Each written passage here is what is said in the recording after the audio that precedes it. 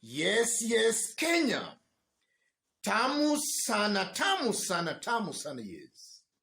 Some few hours ago, Junet Mohamed, taking to his social media accounts, made a post that is seriously causing panic in William Ruto's camp. This is the post. Junet Mohamed, CBS. President Uhuru announces that he is going home alongside his deputy of 10 years. Rarely has the fate of a man been put to him more directly. The fact of the matter is that there are no new ideas William Ruto has now that he couldn't implement in the last 10 years. That's Junet Mohamed. And immediately Junet tweeted that Ahmed Nasir Abdullah's senior counsel, a very close William Ruto ally, immediately responded to Junet Mohamed. Ahmed Nasir Abdullah, senior counsel. Please, Honorable Junet, I beg you, persuade the 21 million Kenyan voters to vote for your candidate, Honorable Raila, on 8/9/2022. I think he meant 9/8/2022. Please don't place all your hopes on His Excellency Uhuru. Uhuru stealing votes for you. He cannot, he will not. Ahmed Nasir Abdullah then attaches that post from Junet Mohamed. And from Junet's post, I'm not seeing anywhere Junet is saying that Uhuru is going to steal votes for them. So here Ahmed Nasir Abdullah is just trying to lie. And he's lying because they are in a panic mode. And the panic is because earlier in the day, President Uhuru Kenyatta made some remarks hinting to a possibility that in the next 3 weeks, he is going home with some people in government. One person deemed William Samoei Ruto. So because Junet is actually highlighting those remarks by the president, those remarks by the president are actually causing panic to William Ruto and his team. And Ahmed Nasir Abdullah is just among the people feeling the pinch of those remarks by the president. And also looking at this response by Ahmed Nasir Abdullah, I tend to believe it also just exposes the panic because there is no way you can advise your opponent on how to beat you. The mere fact that Ahmed Nasir Abdullah is actually responding and advising Junet Mohamed is a sign that Junet's response really hit them badly, or rather hard. So they are really feeling, the pain of that post by Junet Mohamed. And for those who might have missed the remarks by the president, listen to this. Those were the remarks by President Uhuru Kenyatta. In the next 3 weeks, he's going home with some people. And if you look at William Ruto and his team and even the way Ahmed Nasir Abdullah is talking, he's advising Junet Mohamed to persuade 21 million people to cast their vote for Raila Odinga. And today, Junet Mohamed and the whole Azimio Brigade held a very big public rally in Kakamega County. A rally William Ruto and his team, Ahmed Nasir included, cannot actually manage to hold in Kakamega. So again, there is some serious panic mode in William Ruto's camp. And back again to Junet's post, Junet is saying that there is nothing new William Ruto can do that he never did in the last 10 years. And I fully agree with Junet Mohamed on that. William Ruto has been in government for 10 years. He is still in government. And William Ruto, in fact, for about 5 years, in their first term, he was acting more or less as a co-president. In all those years, he did actually nothing to uplift the livelihood of hustlers. So even if he was to be elected the president, I'm very sure William Ruto will not do much than what he has done in the last 10 years. And that's a fact, ladies and gentlemen. Yes. So in this video, I want us to actually analyze and see why, even with that reality that William Ruto might not do much to Kenyans, some Kenyans are really willing and actually even promising to do everything it takes to vote for William Ruto. And this is a person who has been mentioned in several allegations of corruption.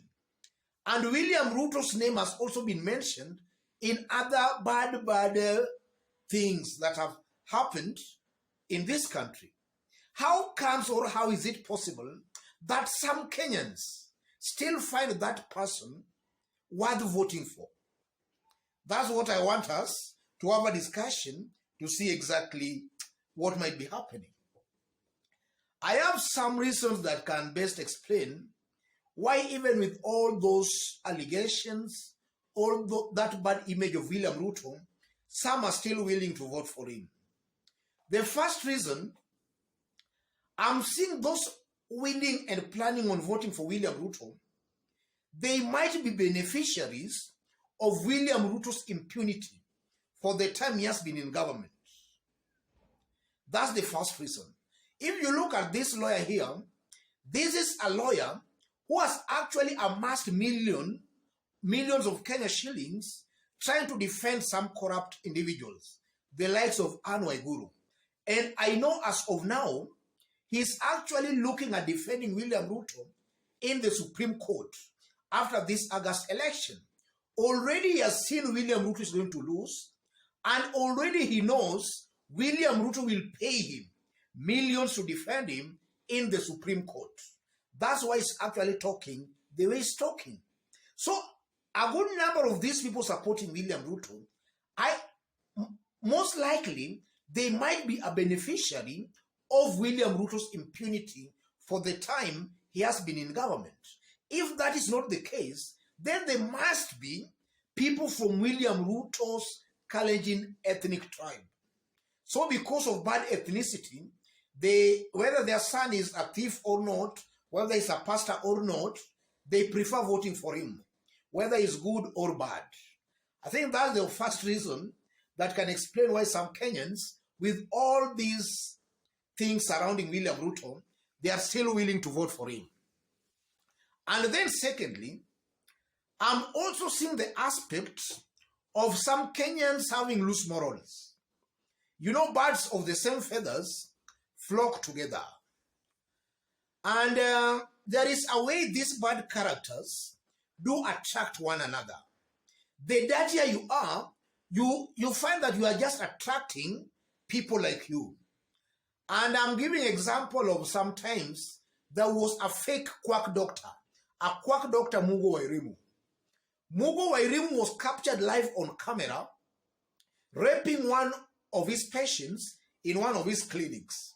And immediately that clip went viral. Mugo Wairimu became an instant celebrity. And at one point he wanted to contest for an elective seat. And actually it was attracting some good kind of support. And that can explain maybe the case of William Ruto. William Ruto, I believe, if you look at all these presidential candidates, all these top leaders, William Ruto comes up as the most tainted candidate.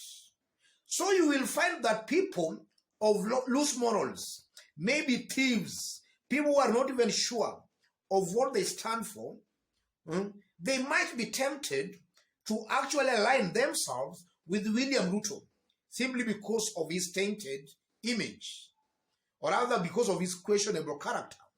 It might be attracting such kind of people. So these ones flocking and maybe pledging to support Ruto, I tend to believe that people who, if actually you look at them properly, you'll come to realize that a good majority of them are people of questionable characters. And I'm saying that because just some weeks ago, I was talking to one of William Ruto's supporters, and that he was actually supporting theft. He sees nothing by a leader. He sees nothing wrong on a leader actually stealing from the public coffers. So in one way or the other, some of these people supporting William Ruto, they might be people of questionable characters, even on individual basis, or rather, on individual basis. And then another point, I'm also seeing them being politically naive.